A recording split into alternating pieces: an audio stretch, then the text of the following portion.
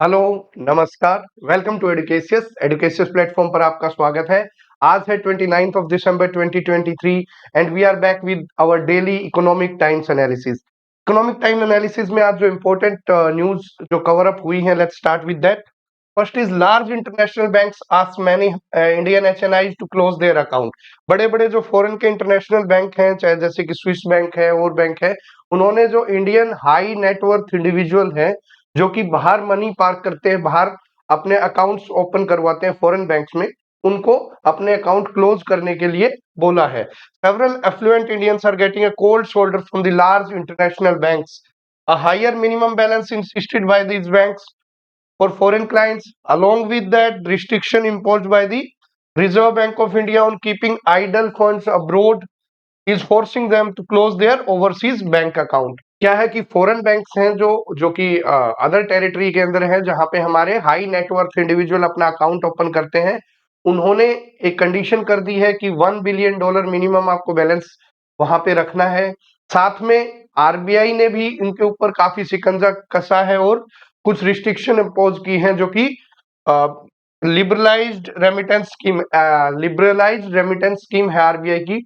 उसके अंडर आप सिर्फ 2.5 लाख पर ईयर भी आप इन्वेस्ट करते हो फॉरेन टेरिटरी में, चाहे वो थ्रू स्टॉक्स हो, प्रॉपर्टीज हो, या फिर मेंटेनेंस ऑफ रिलेटिव्स बाहर अगर आपके हैं तो रिलेटिव्स की मेंटेनेंस के लिए।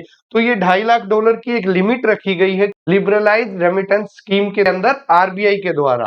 बट यहाँ पे जो फॉरेन बैंक है वो कहते हैं कि एटलीस्ट $1 मिलियन हमारे यहाँ पे मिनिमम बैलेंस की रिक्वायरमेंट है, जो कि स्कीम के अंडर नहीं आता है। तो इस वजह से कई बैंक, जो कि ब्रिटिश बैंक है जिसमें से one is Swiss lander, another is तो वन एमिरेट्स फाइनेंशियल लैंडर, इन्होंने भी कुछ इंडिविजुअल्स को बोला है कि आप अपने अकाउंट क्लोज कीजिए। एंड वी आर करीबन 2 डजन लोगों के साथ इन्होंने अपनी रिलेशनशिप, बैंकिंग रिलेशनशिप है, उसको स्नैप अप किया है। आरबीआई की एलआरएस स्कीम है, उसके अंदर या तो आप स्टॉक्स में इन्वेस्ट करते हो, या आप प्रॉपर्टी में इन्वेस्ट कर सकते हो, या फिर रिलेटिव्स की मेंटेनेंस के अंदर उसको पैसे को यूज कर सकते हो। And that too with cap of $250,000 per year.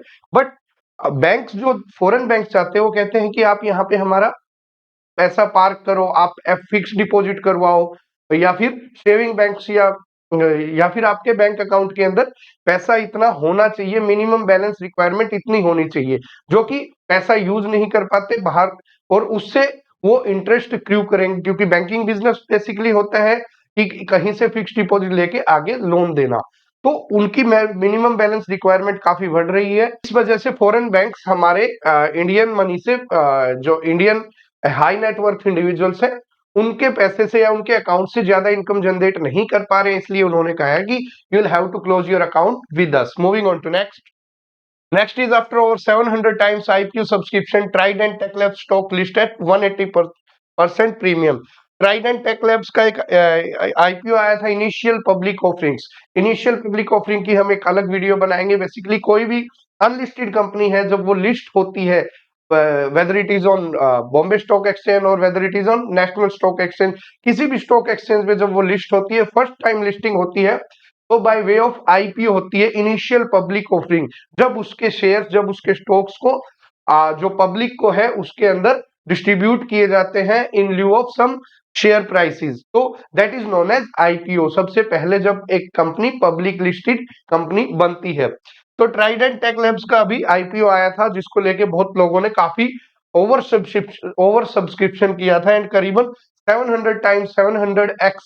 700 time over subscription हुआ था। अभी उसका जो प्राइस है, उससे जब लिस्टिंग हुई है जिस दिन स्टॉक मार्केट पे, वो जो प्राइस फिक्स किया गया था उससे 180.4% ज्यादा लिस्टिंग हुई है। मतलब करीबन डबल वेल्थ बन गई है जिन लोगों ने पैसे लगाए। इस आईपीओ के तहत कंपनी ने 45.8 लाख शेयर्स पब्लिक को दिए हैं, पब्लिक को डिस्ट्रीब्यूट किए हैं through initial public offering.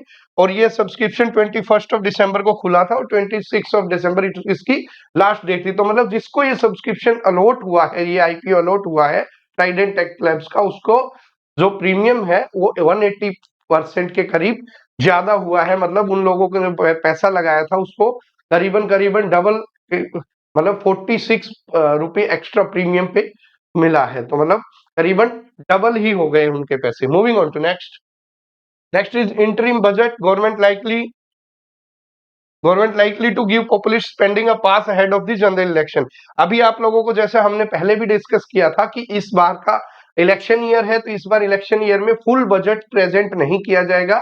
Interim budget या फिर जिसको हम बोलते हैं vote on account. Vote on account वो खर्चा होता है जो कि गवर्नमेंट एक इंटरिम बजट से लेके आती है एक्सपेंडिचर के लिए, पास करवाती है through the parliament, so that जब तक इलेक्शन होके नई सरकार नहीं बन जाती तब तक के एक्सपेंडिचर को कवर अप करने के लिए वोट ऑन अकाउंट दिया जाता है। इस बार का अगर फिस्कल की बात करें तो देखा जाए तो जो हमारा फिस्कल डेफिसिट है उसको कंट्रोल करने के लिए ही गवर्नमेंट प्रयास कर रही है since the post Covid era only. बात करें फिस्कल डेफिसिट की तो फाइनेंशियल ईयर 22 के अंदर fiscal deficit was 6.7% of the GDP, जो कि हम बोले तो 15.85 लाख करोड़ था। एंड फाइनेंशियल ईयर 23 की बात करें तो it's 6.4% of GDP. And financial year 24 की जो बजट एस्टिमेट्स है, प्रोविजनल नंबर्स है, दैट इज 5.9% ऑफ जीडीपी।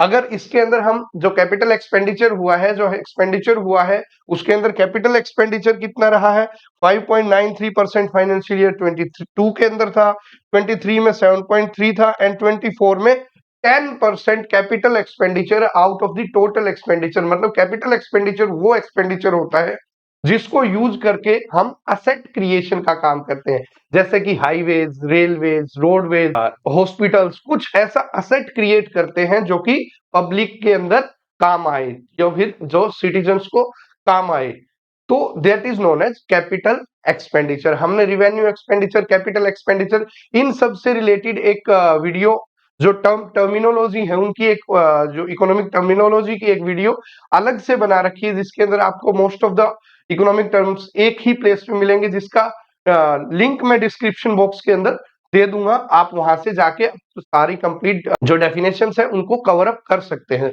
तो ये इस बार का अनुमान रहने वाला है कि जो कैपिटल एक्सपेंडिचर जो है वो 10% के करीब रहेगा out of the total expenditure. तो अभी वोट ऑन अकाउंट होगा which will be around in February. आज निर्मला सीतारमन जी हमारी फाइनेंस मिनिस्टर लेके आएंगी। विल सी कि बजट के अंदर, इंटरिम बजट के अंदर क्या रहता है। बट ऐसी कवायद लगाई जा रही है कि इस बार जो गुडीज पे या फिर इलेक्शन ईयर है, यूजुअली गुडीज पे पैसा देते हैं, बट गवर्नमेंट इज इंसिस्टिंग कि हम अपना फिस्कल डेफिसिट कंट्रोल करें और सिर्फ जो नेसेसरी एक्सपेंडिचर है उसी के लिए वोट ऑन अकाउंट को पास करवाया जाए। Moving on to next. Next is a bit of Indian Canadian news. Hindu temple president targeted in another attack in Canada. Khalistanis fire 40 rounds at the house. अभी India Canada की ties बहुत खराब relations में चल रही है due to this Khalistani issue. अभी बात किया जाए तो एक कनाडा के हिंदू टेम्पल के जो प्रेसिडेंट हैं, सूर्य रॉयल कैनेडियन माउंटेड पुलिस ने बताया है कि जो खालिस्तानी सपोर्टर्स हैं उन्होंने एक हिंदू टेम्पल के प्रेसिडेंट जो है उनके घर के ऊपर हमला किया है, राउंड्स फायर किए हैं, जो कि कोई जान माल का नुकसान तो उसके अंदर नहीं हुआ, but at least 14 rounds were fired on the house of Satish Kumar. Satish Kumar basically is the president of Lakshmi Narayan मंदिर। तो ये काफी टाइम से आप निजर किलिंग को देखते हुए जो वहां के प्रेसिडेंट है उन्होंने इंडिया को एक्यूज किया कि इंडिया की इसके अंदर इन्वॉल्वमेंट है, इसकी किलिंग में इंडिया का पूरा हाथ है, जिसको हमने सिरे से नकार दिया था। उसके बाद इसके अंदर यूएस भी शामिल हो गया था कहीं ना कहीं की, और ये खालिस्तान का जो इश्यू है वो दिन प्रतिदिन काफी बढ़ता जा रहा है। वहां पे बहुत सारी घटना हुई है जहाँ पे हिंदू टेम्पल्स के ऊपर काफी अटैक्स हुए हैं। लक्ष्मी नारायण टेम्पल की बात करें तो ये तीसरी इंस्टेंट है, तीसरी बार ये हमला हुआ है जबकि इस टेम्पल को या फिर इसके जो मेंबर्स हैं उनको खालिस्तानी सपोर्टर्स ने हमला किया है। जनवरी के अंदर भी एक हिंदू टेम्पल जो ब्रैम्पटन पे है उसमें एंटी इंडिया ग्रेफिटी के बाद लगाई गई थी, और सिमिलरली राम मंदिर जो मिसिगुआ कनाडा के अंदर है वहां पे भी तोड़फोड़ की गई थी, वेंडलाइज किया गया था। तो काफी ज्यादा घटनाएं बढ़ रही हैं जहां पे हिंदू टेम्पल्स को खालिस्तानी सपोर्टर्स टारगेट कर रहे हैं कनाडा के अंदर। ये सब एक दूसरे के ऊपर एलिगेशंस लगाने से चीजें ठीक नहीं होगी। एक स्ट्रॉन्ग स्टेप लेके दोनों आपस में डिप्लोमेट्स का या फिर हमारे लीडर्स को बैठ के, जो कि फॉरेन मिनिस्ट्री को हैंडल करते हैं, उनको बैठ के इस इश्यू को रिजोल्व करना पड़ेगा। Otherwise it can be another terrorist outfit in the long term. तो इसके लॉन्ग टर्म इम्पैक्ट से बचने के लिए, सो दैट जो आम जनता है, चाहे वो इस इंडिया के अंदर हो चाहे वो कनाडा के अंदर हो, वो एक सहानुभूति से एक दूसरे के साथ मिलजुल के रहें। इसलिए हमारी दोनों साइड की जो गवर्नमेंट्स हैं उनको स्टेप्स उठाने चाहिए कि एक फेयर इन्वेस्टिगेशन किया जाए। अलोंग विद दैट जो ये हिंदू और सिख के अंदर जो ये दरार आ रही है इसको भी खत्म किया जाए। Moving on to next, Innova kept up share list at just 2% of the premium over issue price। अभी आपने देखा है कि आईपीओज का तो बिल्कुल फेस्टिव सीजन चल रहा है, बैक टू बैक आईपीओज आ रहे हैं। लास्ट वीक के अंदर देखा तो करीबन 6 से 7 आईपीओज आए थे, जब between this December mid week only, तो बहुत सारे आईपीओ आए थे। अभी हमने देखा कि एक आईपीओ जिसने 180% सब्सक्रिप्शन हुआ था, ट्राइडेंट जो लैब्स थी उनका। अभी इनोवा कैप्टेब जो है ये भी काफी ओवर सब्सक्राइब हुआ था, बट इसकी जो आईपीओ की प्राइसिंग रही है उसमें ज्यादा प्रीमियम नहीं बन पाया है, ये 2% प्रीमियम ही दे पाया है। और ट्रेडिंग जो इसका आईपीओ प्राइस था 448, तो ये ट्रेडिंग कर रहा था 452 पे लास्ट सेशन में। जब आईपीओ फिल कर रहे थे लोग, आईपीओ के लिए एप्लीकेशन कर रहे थे, तब तो इसको काफी काफी रिस्पॉन्स मिला था और करीबन 55.26 टाइम्स ओवर सब्सक्राइब हुआ था ये। बट इसका डिस्पाइट ह्यूज रिस्पॉन्स जो इसकी लिस्टिंग प्राइस थी, that is as per the issue price only. Moving on to next, another day of dense fog in Delhi delays train over 100 flights affected in the past 3 days।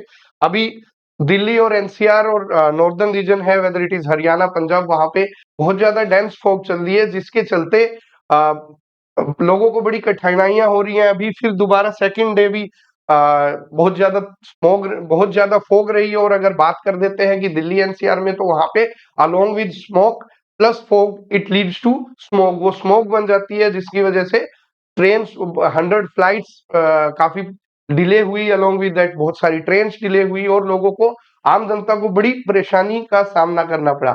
इस फोक season के अंदर हिदायत दी जाती है कि इधर travelling को रिस्ट्रिक्ट करना चाहिए, और अगर बहुत ज्यादा इमरजेंसी में ट्रेवलिंग हो रही है तो ऐसा टाइम चुनना चाहिए जिस टाइम पे फोग थोड़ी कम हो, सो दैट एक्सीडेंट्स या फिर कुछ ऐसी कंडीशंस हैं which can lead to loss of lives and properties, it can be prevented। So this was all today for the daily economic times analysis। We'll meet tomorrow with the daily with our this edition of the economic times analysis। Till then, thank you very much। जय हिंद, जय भारत।